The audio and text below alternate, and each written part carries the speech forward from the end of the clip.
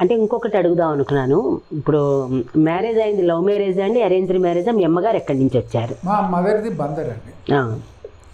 మా తాతగారు ఆయుర్వేద డాక్టర్ మరిపాటి హనుమంతరావు గారు. సో ఇది అరేంజ్ మ్యారేజ్ అయింది. అమ్మగారి పేరు కూడా చెప్పండి. మా అమ్మగారి పేరు ఆదుర్తి కామేశ్వరి బాల. ఇప్పుడు ఫర్ ఎగ్జాంపుల్ మూగ మనుషులు టైటిల్స్లో చూస్తే మూల కథ ఏకే బాల అని ఉంటుంది. అవును, ఆవిడే. ఇప్పుడు కథనంతా డెవలప్ చేసింది మళ్ళీ ముళ్ళపూడి వెంకటరమణ గారు. కథ డెవలప్ చేసి ఆ ఐడియా ఇచ్చింది ఒక పడవాడు, ఒక జమీందార్ కూతురు. అది మీ మదర్. ఒకళ్ళు చెప్పుకోలేని కానీ ప్రేమ ఎక్కువ అన్నది ఆ ఐడియా ఇచ్చింది ఈవిడే. మీ అమ్మగారు అంటే బాగా సాహిత్యం చదువుకున్నారా, లేకపోతే ఆవిడకి కూడా ఇంట్రెస్ట్? అసలు ఇది ఆవిడకి ఇంట్రెస్ట్ అంటే పెద్దగా లేదండి, చదివేవారు.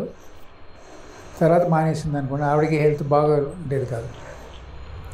చిన్నప్పుడు చదువుకునేవారు ఇవన్నీ. అంటే ఇంట్రెస్ట్ ఉండేది ఏదో కథలని సినిమాలు చూస్తూ. ఎప్పుడైనా ఈయన సినిమాల్లో ఇన్వాల్వ్ అవుతూ ఉండేవారు? ఇప్పుడు ఈ కథలాగే ఫ్లాప్ అయినప్పుడు కానీ హిట్ అయినప్పుడు కానీ సంతోషం కానీ బాధ కానీ ఇంట్లో ఎప్పుడు ఆవిడ వ్యక్తపరిచేవారా? అన్ని ఇద్దరు కలిసే కష్ట సుఖాలు పంచుకున్నారు. ఆవిడ ఫర్ నిజం చెప్పాలంటే ఈ ప్రాబ్లమ్స్ వల్లనే ఆవిడ హెల్త్ అప్సెట్ అయింది. ఆవిడ క్యాన్సర్ రావడం అది ఎలా అయితే వాళ్ళిద్దరూ అలా. కానీ ఎట్టి బస్సులో ఎప్పుడు కూడా ఏ కష్టం కూడా నాకు తెలియనివ్వలేదు. పిల్లలకి అసలు మీరు ఎంతమంది పిల్లలు నాన్నగారికి? నేను ఒకనే, ఒక అబ్బాయి. ఓకే.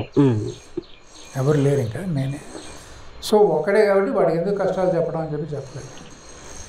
ఆఖరికి ఇంకా ఒక నెల 10 రోజుల్లో పోతారనగా ఒకరోజు రాత్రి పిలిచి, ఇది మన ఆస్తులు, ఇవి అప్పులు, నువ్వే తీర్చుకోవాలి. నా పెళ్ళి మా నాన్నగారు చూడలేదు, నీ పెళ్ళి కూడా నేను చూడను. మదర్ ఉన్నారా మరి? ఆవిడ పక్క రూమ్లో. ఇవి మాట్లాడేటప్పుడు ఆవిడ దగ్గర రానిలేదు. అది కాదు, మీ మ్యారేజ్కి ఉన్నారా అమ్మగారు? ఆయన అన్న మాట్లాడారు మాట. అలాగే 1.5 months పోయారు. సో దాంతో అదేలేండి. అది ఇప్పుడు మనం మామూలుగా అంటే మీరు మీ నాన్నగారు తీసిన సినిమాల గురించి చెప్పారు, మీ ఫ్యామిలీ గురించి కూడా బ్రీఫ్గా అంతా చెప్పారు.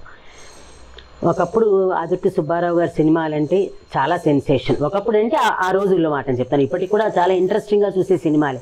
మూగ మనసులు ఈ రోజుకి టీవీలో వేసిన జనాలు అతుక్కుపోయే చూస్తారు. ఏ సినిమా అయినా మంచి మనసులు సినిమాలో సీన్స్ సర్క్యులేట్ అవుతుంటాయి, కోర్టు సీన్ అంటూ. అదేవిధంగా మరో ప్రపంచంలో సీన్స్ కూడా సర్క్యులేట్ సుడిగుండాల్లో సీన్స్ సర్క్యులేట్ అవుతూ ఉంటాయి. అట్లా అంటే ఇప్పుడు మీ నాన్నగారు పోయి ఎన్నేళ్ళు అయింది? సుమారుగా 40 ఏళ్ళు అయిందండి. 75 అంటే ఇంచుమించు 50 years.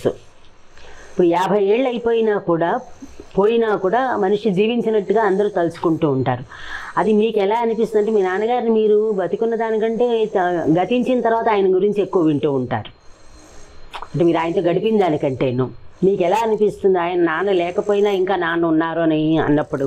ఎప్పుడూ I feel is there next me. ఇప్పుడు నా పక్కనే ఉన్నారు వాళ్ళిద్దరూ, ఎప్పుడు నా పక్కన ఉన్నారని ఫీలింగ్. ఒకటి ఏంటంటే ఆయన ఉన్నప్పుడు కొంచెం శ్రద్ధగా ఉంటే ఆయన ఇంకా సంతోషంగా పోయి ఉండేవారు. అప్పుడు కుర్రతనం కాబట్టి కుర్రకారు వేగంగా వెళ్తుంది. అవునండి. ఆ వేగం తగ్గి ఉంటే ఆయన బహుశా సంతోషంగా ఉండేది, ఆయన ఆత్మ ఇంకా శాంతించేది. ఇప్పుడు ఏం మించిపోలేదు అనుకోండి. Now also I feel is అంతే. అది ఉండాలి కూడా, మనతో ఉన్నారనే భావన ఉండాలి. అది ఆయన ఎప్పుడు వాళ్ళిద్దరూ వాళ్ళు అన్న మాటలు కానీ వాళ్ళతో గడిపిన ఒంటరిగా కూర్చున్నప్పుడు అవే నాకు వస్తుంటాయి. ఇప్పుడు చాలా మీరు చిన్నగా ఉన్నప్పుడు ఆయన సినిమాల్లో చాలా బిజీ డైరెక్టర్ అప్పుడు ఉన్నప్పుడు. మీ నాన్నని మిస్ అయ్యానని అనిపిస్తూ ఉండేది అప్పట్లోనూ? ఎందుకు అనిపించేది కాదు. అంటే నేను ఇక్కడ హైదరాబాద్ బేగమ్స్ పబ్లిక్ స్కూల్లో చదువుతుండేవాడిని. హైదరాబాద్ పబ్లిక్ హాస్టల్లో.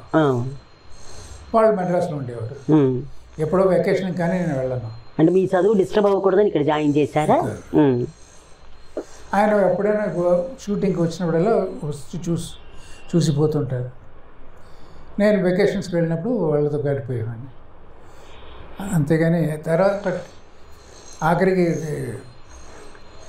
ఈ హాస్టల్ జీవితం కాలేజీకి వెళ్ళాక కూడా హాస్టల్లోనే పెట్టారు. తట్టుకోలేకపోయాను.